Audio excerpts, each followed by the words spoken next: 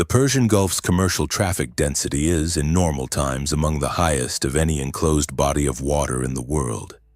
At any given hour, the radar picture in the central Gulf shows dozens of vessels, tankers in the deep water channel, dhows crossing the shallow shelves, container ships transiting toward Fujairah or Bandar Abbas, fishing vessels working the coastal zones, and the particular category of vessel that the intelligence community had been tracking with increasing attention for 8 months. Small cargo ships of ambiguous registry operating on routes that had no obvious commercial logic, appearing in the vicinity of U.S. Navy patrol areas at intervals too regular to be coincidental, and with transponder behavior too inconsistent to be innocent. The IRGCN's development of the civilian maritime cover platform as a tactical asset had been documented in intelligence assessments since the first suspicious vessel had been identified 16 months earlier. The concept was not new in the history of naval warfare, but the Iranian implementation had specific characteristics that made it operationally significant. Vessels that were genuinely indistinguishable from commercial traffic at radar range, crewed by personnel who could pass visual inspection from a distance, carrying concealed weapon systems that could be deployed without any external indication until the moment of use, and operating within the rules of engagement constraints that governed how U.S. Navy ships could treat vessels that had not yet demonstrated hostile intent. The cover platform did not need to survive the engagement. It needed to survive long enough to execute its mission, after which the question of its survival was no longer relevant to the planning cell that had deployed it. USS the Sullivans had been tracking the vessel for 4 hours. The contact had appeared on the SPY-1D at 11:30 p.m. the previous night, transiting northwest through the central Gulf on a course that the navigation team had flagged as inconsistent with any of the published shipping routes for that sector. It was not on the shipping lanes. It was not heading for any of the Gulf's commercial ports on the trajectory it was maintaining. It was moving at 8 knots on a heading that, if maintained, would bring it to within 3 kilometers of the Sullivan's current patrol position in approximately 4 hours and 20 minutes. The TAO had logged it, assigned it a track number, and placed it on the watch list for continued monitoring. The contact was not behaving in a manner that warranted an immediate response. It was behaving in a manner that warranted sustained attention. The EW system had picked up a brief, low-power emission from the contact at 1:14 a.m., a frequency in the band associated with short-range data transmission lasting less than 2 seconds, consistent with either a commercial communication system or the telemetry architecture of an unmanned vehicle system. The emission was too brief and too ambiguous to constitute a definitive characterization. The EW supervisor logged it. He logged it in the same entry where he noted that the contact's speed had decreased by 2 knots in the preceding 30 minutes, that its course had drifted 4 degrees north, and that the combination of these observations, the slowing, the drift, the brief emission, produced a pattern that he could not yet name but that he was not comfortable dismissing. He called the TAO at 1:17 a.m. He told him what he had seen and what he thought. The TAO listened. He ordered the nearest escort vessel to increase its active radar scan rate on the contact and tasked the MH-60R helicopter to reposition to a barrier station that would give it a line-of-sight angle on the contact's deck if the contact's electronic posture changed. At 1:22 a.m., the contact's electronic posture changed. In the 22 minutes between the EW supervisor's call to the TAO and the moment of that change, the ship's watch team had been operating in the particular cognitive state that experienced naval officers describe as managed uncertainty, a state in which all available actions have been taken, all available information has been processed, and the remaining task is to sustain the quality of attention that will allow the next piece of information to be recognized and acted on when it arrives. The TAO had the contact on his primary display. He had the helicopter on its barrier station. He had the escort vessel's elevated scan rate providing supplementary tracking data. He had the EW suite in full collection mode against the contact's emissions. He had done everything the situation permitted him to do at that point in its development. What he could not do was force the situation to develop faster than it was developing. And this is the operational reality that distinguishes the threat posed by a cover platform from the threat posed by a conventional military asset. A military vessel approaching a U.S. Navy ship on an attack profile can be identified and addressed by its behavior. The speed, the course, the radar emissions, the configuration that a military ship takes on when it is preparing to engage. A cover platform looks like everything else in the Gulf until the moment it does not. And the moment it does not leaves a response window measured in seconds. The 22 minutes of managed uncertainty before 1:22 a.m. were not a failure of intelligence or a failure of vigilance. They were the structural feature of the problem. The EW supervisor who called the TAO at 1:17 a.m. had compressed that window as much as the available information permitted. The helicopter repositioning at 1:19 a.m. had closed the defensive gap that would otherwise have existed in the drone's approach arc. The response that followed at 1:22 a.m. was as fast as preparation and judgment could make it, because the preparation and judgment had been applied in the 22 minutes before the posture changed. The emission that appeared on the EW display at 1:22:14 a.m. was not ambiguous. It was the fire control radar of the C-704 anti-ship missile system, a Chinese origin weapon that Iran had acquired, reverse-engineered, and domestically produced in quantities that the intelligence community's estimate placed in the hundreds. The C-704's fire control radar was a specific, well-characterized signal. The EW library confidence rating was 94%. There was no threshold left to cross. The C-704 fire control radar activation and the launch it preceded were separated by 9 seconds.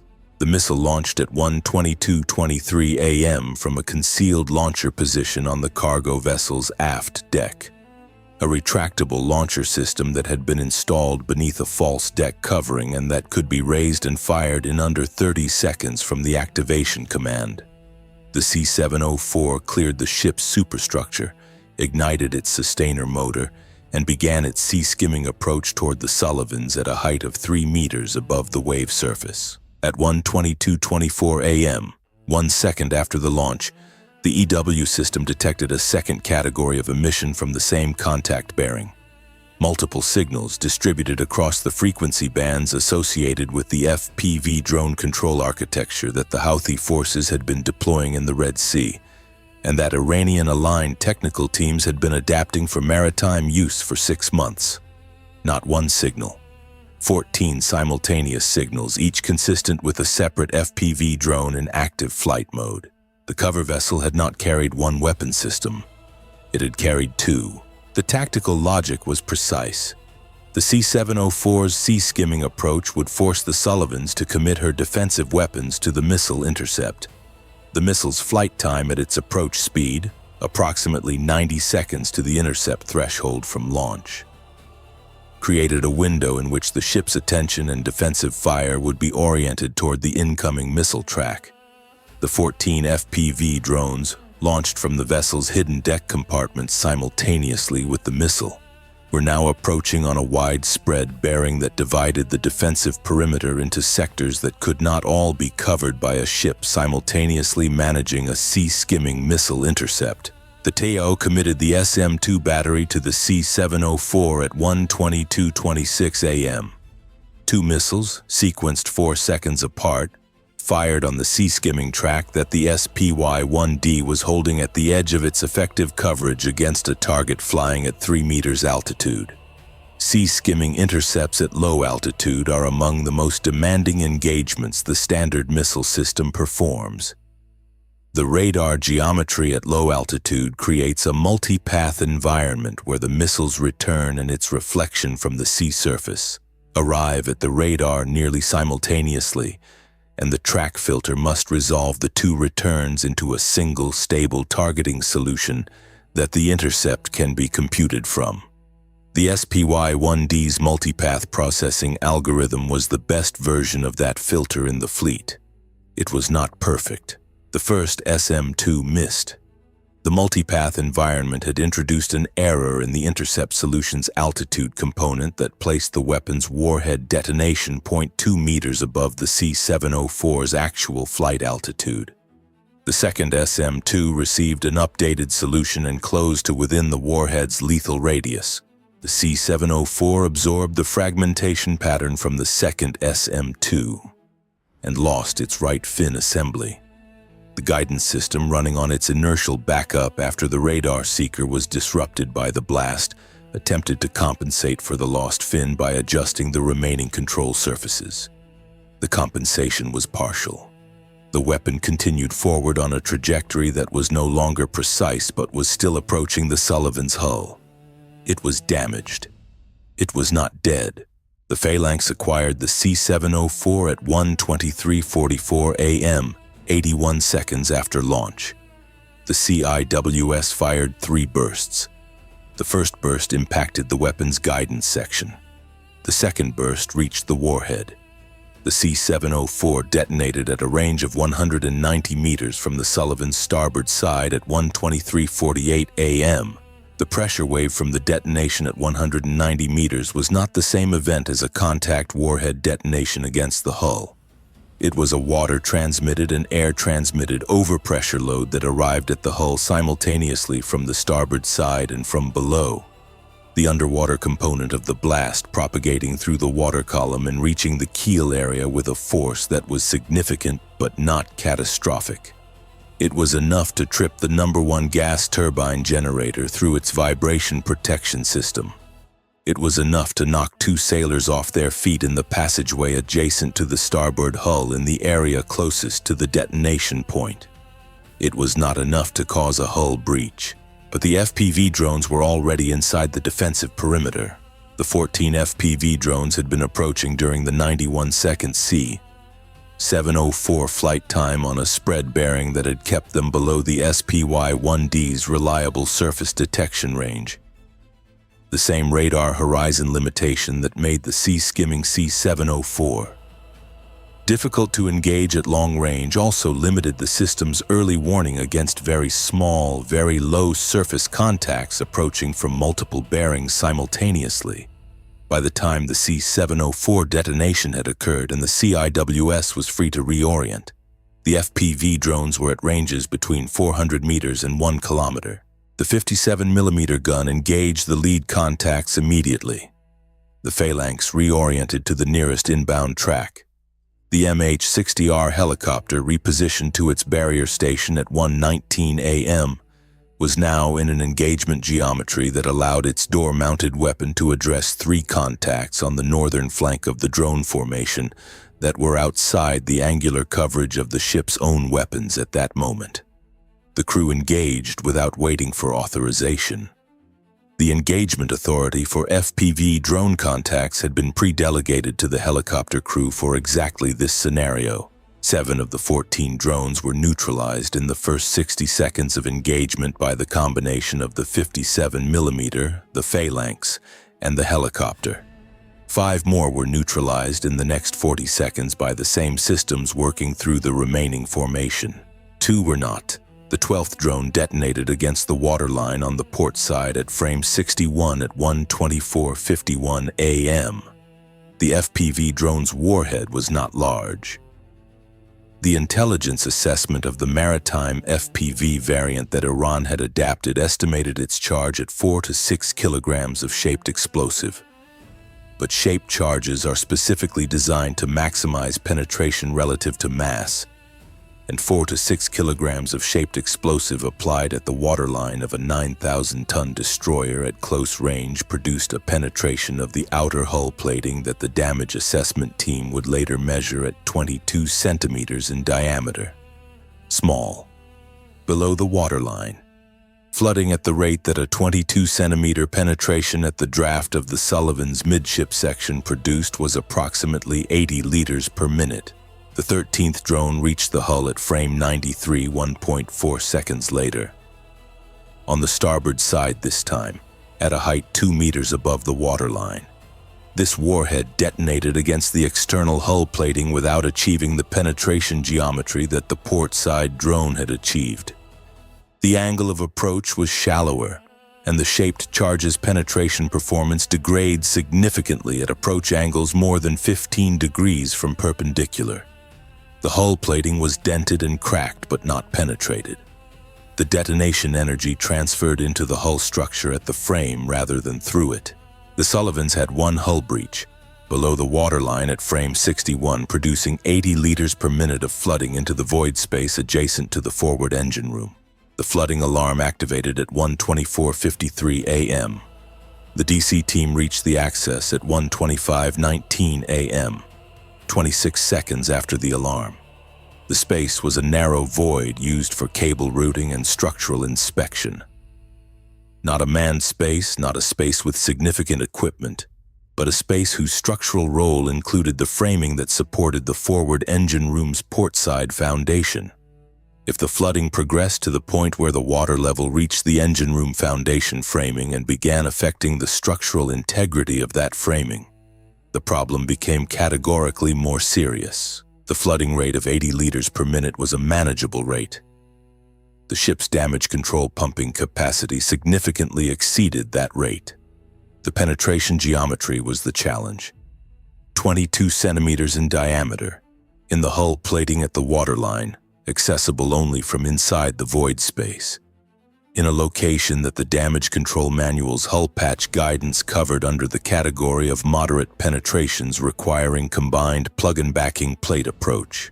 The lead damage control petty officer entered the void space with a battle lantern and the emergency hull patch kit at 1:25:44 a.m. The space was partially flooded. Water at ankle depth, rising slowly, cold relative to the ambient temperature of the Gulf air that had been building heat in the ship's spaces throughout the previous day. He moved along the port hull plating toward the flooding source by sound. The inflow at 22 centimeters diameter produced an audible rushing sound that the battle lantern's coverage could not have reached as quickly as his ears did. He found the penetration at 1:25:58 a.m. The penetration was not a clean circle. Shaped charge penetrations are not clean circles. They are irregular starburst fractures in the hull plating surrounding the primary penetration channel, with secondary cracks radiating outward from the main opening that complicate the sealing geometry in ways that the damage control manual's illustrations do not fully capture. The primary channel was 22 centimeters. The secondary crack pattern extended the affected area to approximately 40 centimeters in its widest dimension. A wooden plug would seal the primary channel. It would not address the secondary cracks. The backing plate would need to cover the full 40 centimeters, which was within the range of the standard backing plate sizes in the kit. He called the dimensions back to his assistant at 1:26:09 a.m. The assistant was carrying the rest of the kit: the backing plate selection, the hydraulic bladder, the through-bolt hardware, and began preparing the correct backing plate size while the petty officer drove the wooden plug into the primary channel. The wooden plug seated at 1:26:31 a.m. The flooding rate dropped from 80 liters per minute to 31. The secondary cracks were still admitting water, but the primary inflow had been addressed. The 31 liters per minute that remained was within the portable pump capacity that the secondary flooding team was rigging in the access passageway outside the void space.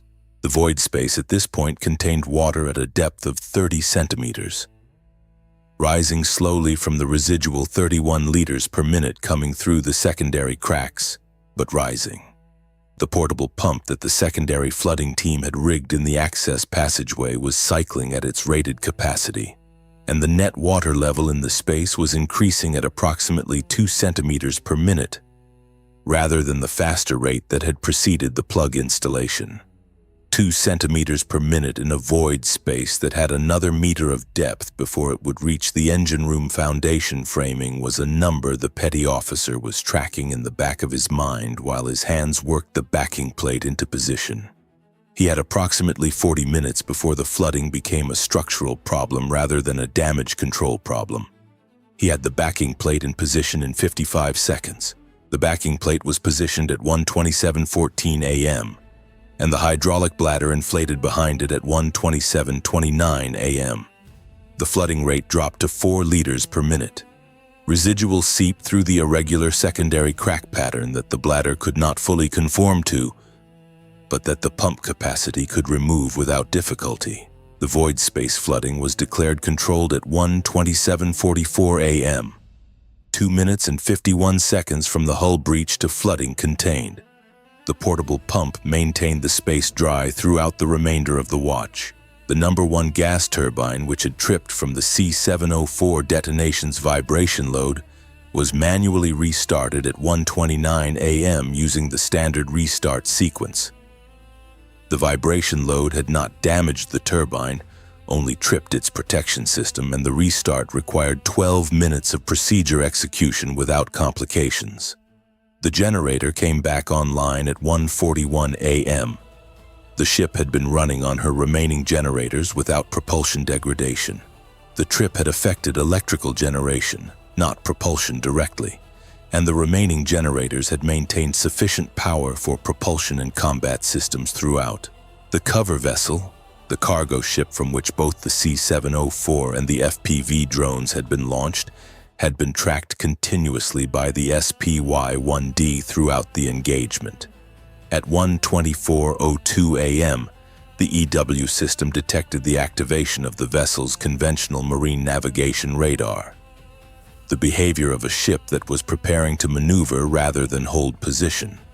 The vessel turned north at 1:24:15 a.m. and increased speed to its maximum, attempting to use the commercial traffic density of the Gulf's shipping lanes as cover for its withdrawal.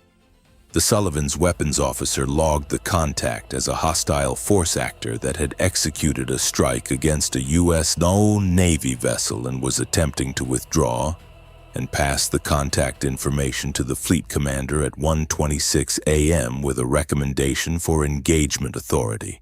The fleet commander's response arrived at 1:33 a.m. The authority was granted. The Sullivans' 5-inch gun engaged the cover vessel at 1:34 a.m. at a range of 14 kilometers. The vessel was rendered inoperable and removed from the battle space at 1:37 a.m. At 2:15 a.m., with the flooding controlled, the engine generator restored, and the post-engagement damage assessment complete, the Sullivans transmitted her status report to the fleet commander. The report documented 1 hull breach sealed, 1 generator trip and recovery, 2 personnel with minor injuries from the C-704 detonation pressure wave, the neutralization of 14 FPV drones, the intercept of the C-704, and the removal of the cover vessel from the battle space. The patrol continued. Here are the numbers when the patrol continues and the status report is filed. 4 hours the cover vessel was monitored before it revealed its weapons. 9 seconds between C-704 fire control radar activation and missile launch. 14 FPV drones launched simultaneously with the C-704. 91 seconds. C-704 flight time from launch to CIWS detonation at 190 meters. 22 centimeters. The shaped charge penetration diameter at frame 61. 2 minutes 51 seconds. From hull breach to flooding controlled. 80 liters per minute. Peak flooding rate in the void space. 1 gas turbine generator tripped by blast vibration restarted at 1:41 a.m. 0 fatal outcomes among the crew. 1 cover vessel removed from the battle space at 1:37 a.m. The IRGCN's cover platform concept had been operationally sophisticated. The combination of a sea-skimming missile to saturate the intercept system and 14 FPV drones to arrive during the saturation window was a doctrine that used the timing of the defensive engagement against the defending ship. The analysis behind it was correct. A ship engaged with a sea-skimming missile intercept has its primary defensive systems oriented toward that threat for 90 seconds. And 90 seconds is enough time for small, fast surface contacts to close from beyond the radar horizon to the hull perimeter. What the doctrine had not accounted for was 4 hours of watching. A brief emission logged by an EW supervisor who was uncomfortable with a pattern he could not yet name.